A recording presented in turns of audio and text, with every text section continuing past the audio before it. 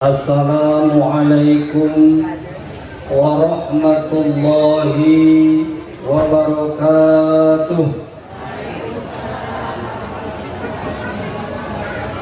Alhamdulillah nahmaduhu wa nasta'inuhu wa nastaghfiruh wa na'udzu billahi min syururi anfusina wa min sayyiati a'malina man yahdihillahu fala mudilla lahu wa man yudlil fala hadiyalah. Asyhadu an la ilaha illallah wahdahu la syarika lah wa asyhadu anna sayyidana Muhammadan abduhu wa rasuluhu la nabiyya ba'da. Qala rabbi shrah li sadri wa yassir li amri wahlul 'uqdatam min lisani yafqahu qawli, amma ba'du. Hadratal muhtaramin para alim, para ulama, wabil khusus dumateng penasehat Yayasan MTS Miftahul Huda Bapak Kiai Haji Zainal Arifin yang saya hormati, Bapak Kepala Lembaga Pendidikan Ma'arif Kabupaten Cilacap juga yang saya hormati, Bapak Kepala MTS Miftahul Huda Kecamatan Karangpucung beserta para karyawan atau guru-gurunya juga yang saya hormati, Ibu Bapak wali murid semuanya, wabil khusus kelas 9 juga yang saya hormati. Pertama, yang paling utama adalah kita marilah membacakan ataupun istilahnya bersyukur, ucapan alhamdulillah wa syukru ala ni'amillah atas pitulung Allah subhanahu wa ta'ala. Kita pada kesempatan yang sangat berbahagia ini dapat, wabil khusus ibu wali murid, dapat mendidik anak dengan lewat dipasrahkan ke Madrasah MTS Miftahul Huda. Sholawat beserta salam semoga tercurah abadi terhadap junjungan kita Nabi Agung Muhammad sallallahu alaihi wasallam. Saya rasa bersyukur kehadirat Allah Subhanahu wa taala atas nikmat hidayah serta taufik, wabil khusus kepada pengurus yayasan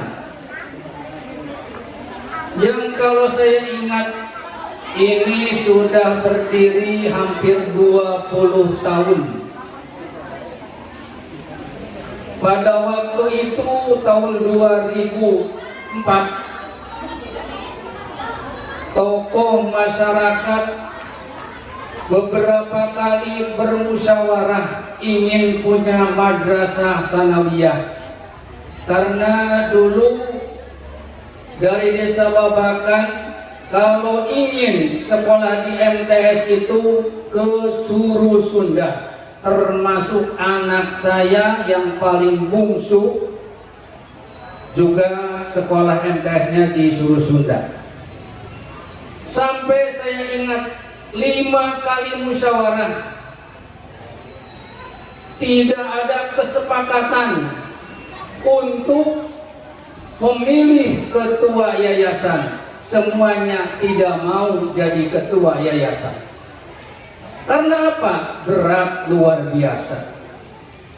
Saya ucapkan terima kasih kepada Pak Haji Abdurrahman yang pada waktu itu sempat saya dipanggil oleh Pak Haji, Pak Kiai, ada yang datang ke saya katanya, apakah enggak salah mewakafkan tanah sedemikian luasnya? Itu Pak Hajinya masih ada. Tanah yang sedemikian luasnya dipasrahkan ke Pak Kosimin, orang yang enggak punya apa-apa, orang yang miskin harta, miskin pendidikan. Itu Pak Hajinya masih ada. Apakah enggak salah? Saya ini memang orang miskin, baik pendidikan, apalagi harta. Tapi saya punya tekad yang sangat bulat. Ketika saya dipaksa untuk menjadi ketua yayasan, saya memang sempat dipanggil oleh kakak saya. Bahkan datang langsung ke sini bahwa tidak boleh kamu menjadi ketua yayasan. Pak Ahmad Jailani BA pada waktu itu langsung ke saya luar biasa mencaci maki saya. Kamu tidak akan kuat punya yayasan sendiri, apalagi jadi ketua. Punya apa kamu? Harta kamu dijual semuanya, tidak mungkin bisa membangun madrasah. Jadi saya masih teringat, memang kalau kita mengandalkan harta dari pribadi, bukan pasrah sama Allah Subhanahu wa Ta'ala, yakin tidak akan tercapai. Karena pada waktu saya mau bikin surat izin operasional saja, saya pinjam dari Pak Haji Abdul Rahman 600.000. Padahal orang lain bikin izin operasional sekolah itu adalah mencapai 3-6 jutaan. Bahkan orang lain mengurus izin operasional tingkat madrasah itu mencapai 1-3 tahun. Alhamdulillah wa syukru ala ni'amillah, dengan tekad saya, sehingga setengah hari selesai izin operasional. Jadi hanya uang 300.000 saya berikan ke pengurus di tingkat wilayah Tokanwi. Alhamdulillah wa syukru ala ni'amillah. Dengan kepercayaan ini Pak Haji Abdul Rahman memasrahkan kepada saya, sehingga alhamdulillah Pak Haji masih menyaksikan ini MTS masih berjalan dan semakin maju.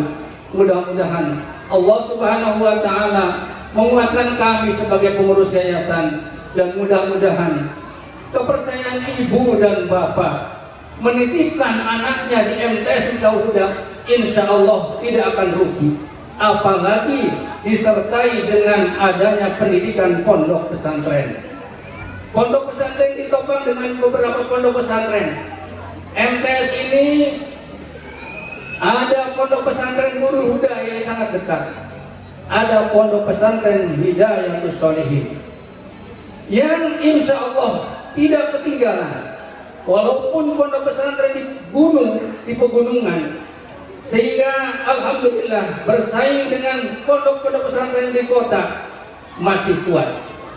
Karena apa? Bisa dibuktikan tingkat madrasah diniyah. Saya alhamdulillah selama adanya Porsadin di Kecamatan Karangpucung, alhamdulillah selalu juara umum sampai sekarang, sampai kemarin. Bahkan tadi yang membaca Al-Quran itu sampai tingkat provinsi di dalam Muratal Al-Quran. Bahkan Qiraatul Kutub juga sampai tingkat provinsi. Krisis moral di Indonesia luar biasa.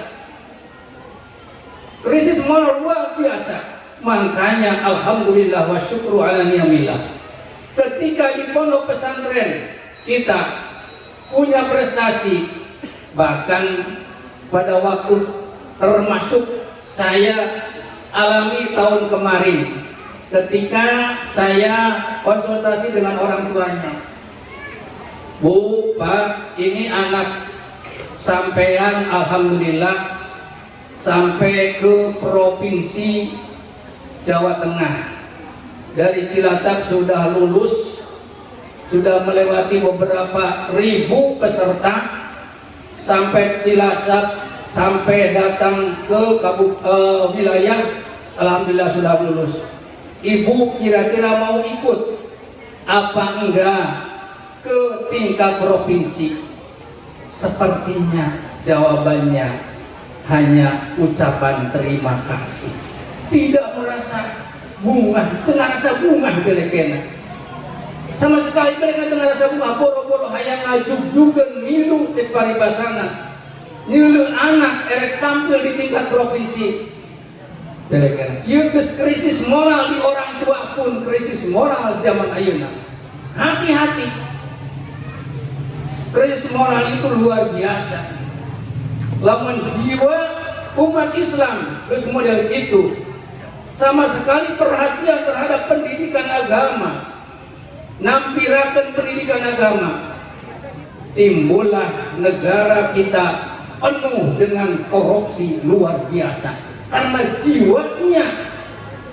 jiwanya sama sekali tidak tersentuh dengan ilmu agama. Itulah yang sangat saya sesalkan. Kalau sampai semacam ini terus menerus, anak-anak kita belum ataupun istilahnya sekolah tapi tanpa didasari dengan pendidikan agama, yakin pintarnya nanti akan pintar korupsi yang sangat merajalela. Karena yang korupsi itu bukan orang bodoh, ternyata titelnya profesor, doktor, SPD, SPDI dan sebagainya, punya titel semua. Korupsinya bukan tanggung-tanggung sehingga miliaran rupiah. Ini yang perlu kita tanamkan terhadap anak-anak kita, terhadap generasi-generasi muda yang akan datang, supaya kita betul-betul agama selalu mendampingi kita, agar supaya jangan sampai kita terjerumus, jangan sampai ulah sampai salah paham. Ayah jalma kolot salah paham, Pak, kita sih boga anak dimanakeun, kaulah di anu masantren bayu sakola. Kita semua karunya tahan ke anak di kumaha eta masantren bayu sakola meureun capean ujur otakna. Memang otakna ini aki manehanana, otak itu oleh ku Allah Subhanahu wa taala pasien kita mikir ngomongna cenah bila kuateun, justru lamun otak diendem. Ayeuna ku hitung bapana sakola dijujurkeun, upama teh mah hanya sakola, seneng budak teh teu dipasantrenkeun, pino sampai jam 7, jam 8 kakara dihudangkeun rek berangkat sekolah, nyekel motor, boga duit jam sabangsana, seneng bagi anak. Tapi tanyakeun ke di akhirat, so lamun anakna asup kana neraka, anakna pasti ngahujat karena jadi indung bapana. Kaulah cilaka kusawapun menjadi indung bapak tadi didik, bakal nanya ke indung bapak, ulah orang indung bapak kaulah mau ngadidik kaulah dicurkeun bae, kasupkeun jalma dayus, haram asupna ka surga jalma dayus ulah orang anu ngabodoakeun ka keluarga. Kade hati-hati, bisa-bisa anak nama hijai tina neraka karena kesalahan indung bapana diajukeun kana neraka, digantikan pikeun ganti menjadi anaknya. Poin itu mudah-mudahan sarana pendidikan walaupun di gunung insya Allah yakin mau kalah ujung di kota, silahkan dibuktikan. Kaulah sering ngabuktikan ka murid-murid anu bener-bener ngajina sampai genep tahun di dia. Kaulah minta ka ibu-ibu bapak-bapak lamun ek neruskeun di MTS, lamun mau aya tadi tuna pendidikan agama, pondok pesantren hanya umpama kiamah sekolah unggul, yakin hancur walaupun dinilai di pondok pesantren. Bahkan bisa terjadi anak terbadung di dayeuhna sorangan. Lamun terusna tadi itu mau aya pondok pesantrenan. Allah serukeun, mohon maaf ka ibu-ibu bapak-bapak, mangga sekolah di mana baik, tapi nu aya pondok pesantrenan. Cukup sakitu, kurang lebih mohon maaf. Wallahul muwaffiq ila aqwamit thoriq. Assalamualaikum warahmatullahi wabarakatuh.